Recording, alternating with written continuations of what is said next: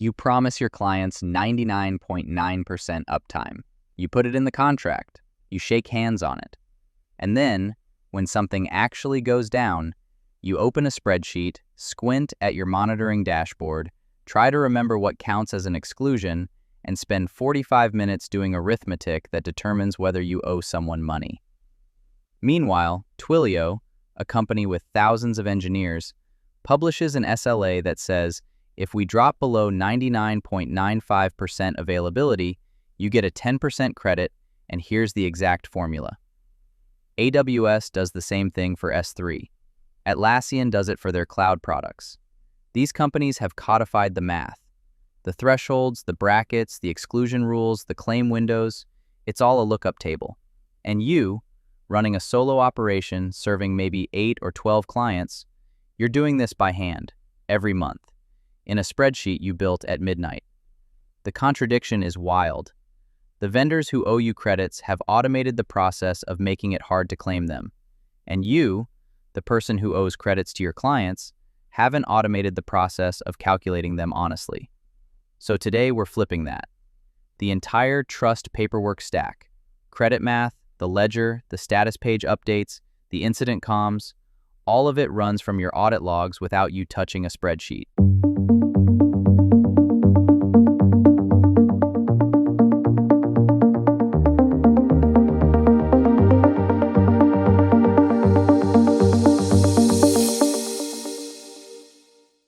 If you have SLA commitments in your contracts and you're still calculating credits manually, or worse, waiting for a client to ask before you even check, you are one bad month away from a trust conversation you can't win.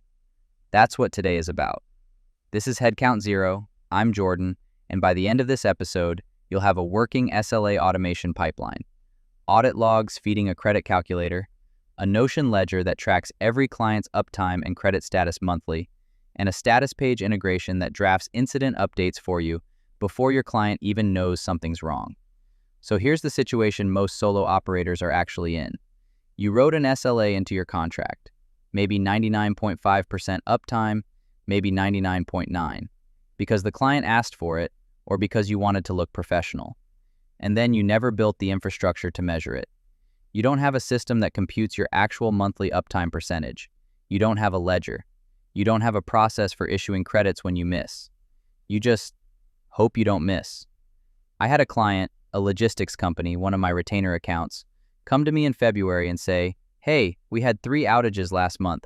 What does our SLA say we're owed?" And I had to go dig through make execution logs, cross-reference timestamps with their contract, figure out which outages counted and which fell under the scheduled maintenance exclusion, and then do the math by hand. Took me about 2 hours. For one client, for 1 month. And the worst part? The number I came back with was a $47 credit. 2 hours of my time for $47.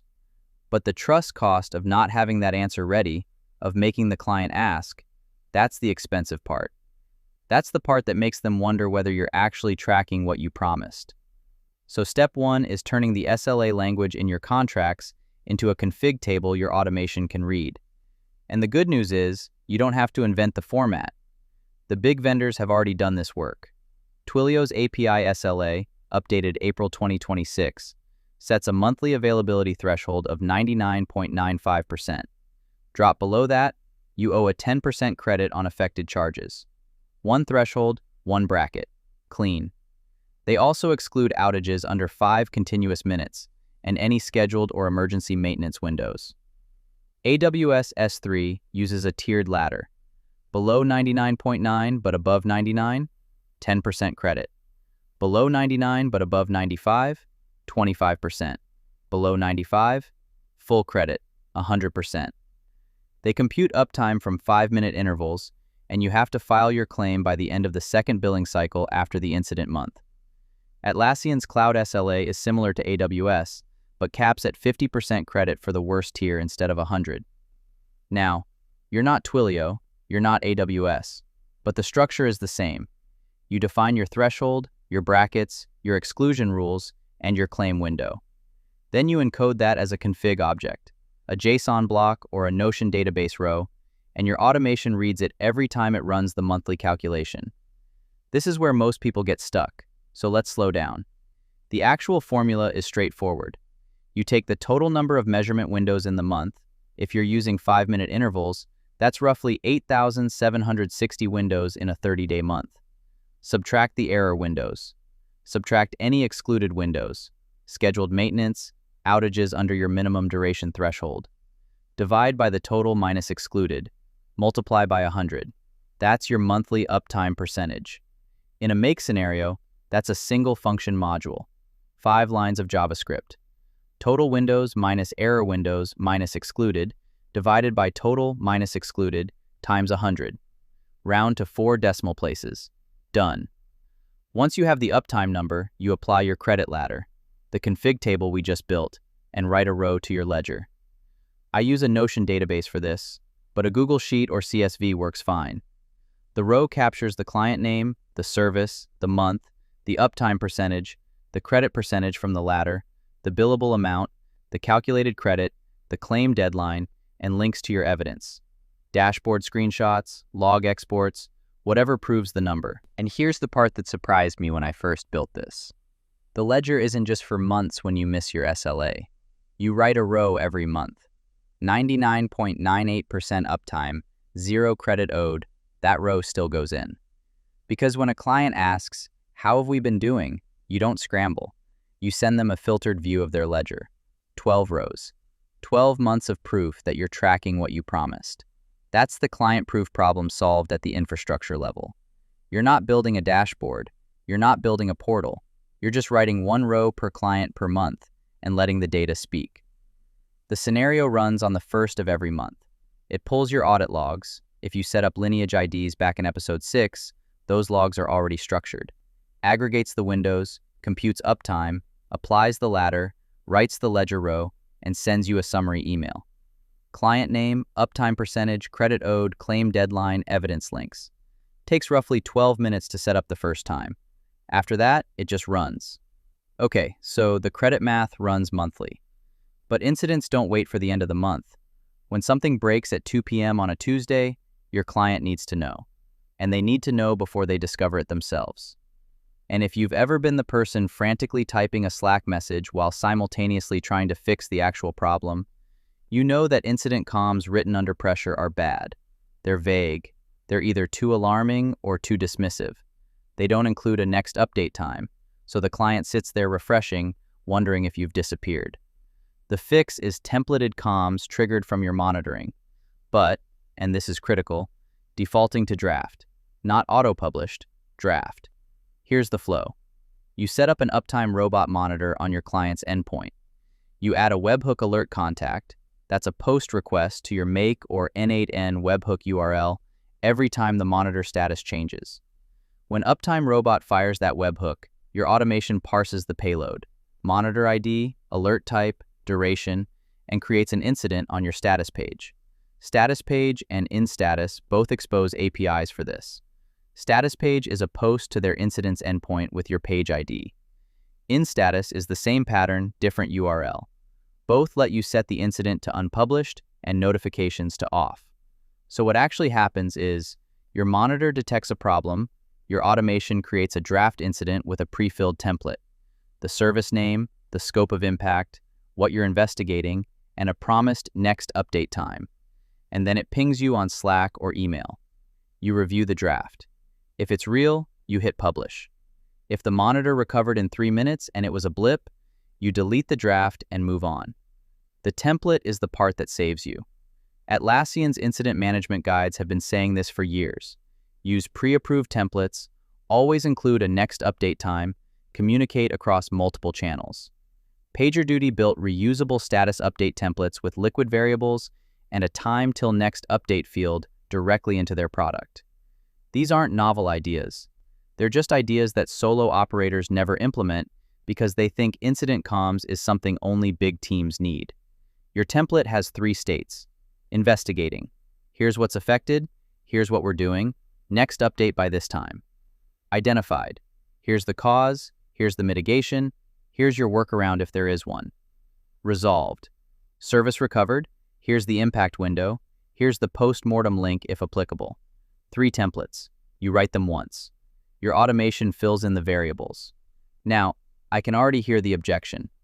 Jordan, if the automation can create the incident and fill in the template, why not just auto-publish it? Why add the human step? Fair instinct. And honestly, I tried it. For about 2 weeks. Here's what happened. Uptime Robot flagged a brief connectivity blip, lasted maybe 90 seconds, and my automation dutifully published an incident to my status page saying we were investigating elevated errors. By the time I saw the notification, the service had already recovered. But the incident was live. My client saw it, their ops team saw it, and now I'm writing a post-mortem for a 90-second blip that affected 0 actual transactions. SRE teams at much larger companies have learned this the hard way too. There's a whole thread on the SRE subreddit about this. Practitioners warning that raw alert auto-publish is noisy and often wrong in the first 10 minutes. The consensus is draft first, approve before publishing. So the guardrails I run now are simple. First, the automation only creates a draft incident when at least 2 of 3 signals agree for 5 minutes or longer. External monitor down, error rate spike in my first-party logs, and synthetic health check failing. 1 signal alone doesn't trigger anything. Second, if the monitor recovers in under 8 minutes, the draft auto-resolves silently. No publish, no notification, no noise. Third, I cap update cadence at every 30 minutes and always set a next update by timestamp so the client knows when to expect the next word from me. The result is that my clients see fewer incidents, but every incident they see is real, well-described, and comes with a timeline. That's the difference between automation that builds trust and automation that erodes it. So the full pipeline looks like this. Uptime Robot monitors your endpoints and fires webhooks to your make or N8N scenario. That scenario handles 2 jobs. Job 1 is the monthly credit calculation. Aggregate logs, compute uptime, apply the credit ladder, write the ledger row, email you the summary with claim deadlines. Job 2 is incident response. Parse the alert, check your multi-signal gate, create a draft incident via the status page or in-status API with your pre-filled template, and notify you to review. The SLA Credit plus Comms Kit on the resources page has the exact scenario specs for both Make and N8N, the webhook setup, the JavaScript functions, the API payloads for status page and in-status, the Notion ledger schema, and all 3 incident comms templates. You can copy the configs and swap in your own client names, thresholds, and API keys. Total cost for the monitoring layer is 0 if you're on Uptime Robot's free tier. You get up to 50 monitors. Status page starts at $29 a month. In-status has a free tier. The Make or N8N scenario burns maybe 200 operations a month per client on the credit calculation side, and the incident flow only fires when something actually breaks. So let me bring this back to where we started, the contradiction. Vendors like Twilio and AWS have turned their SLA obligations into lookup tables and automated claim processes, designed, frankly, to make it just annoying enough that most people don't bother filing. And meanwhile, you, the solo operator who actually wants to be honest with your clients, you've been doing the same math by hand in a spreadsheet that nobody audits. That's over now. You have the credit ladder config, you have the formula, you have the ledger that writes itself on the 1st of every month, and you have incident comms that draft themselves from templates before your client even thinks to ask what's happening. Here's what I want you to do this week. Pick one client, the one with the most clearly defined SLA in their contract. Set up the credit ladder config for that one client. Run the calculation against last month's logs. Write the first ledger row. That's it. One client, 1 month, 1 row. Once you see how fast it runs, you'll wire up the rest. That's the episode. I'm Jordan. This is Headcount 0. I'll see you on Friday.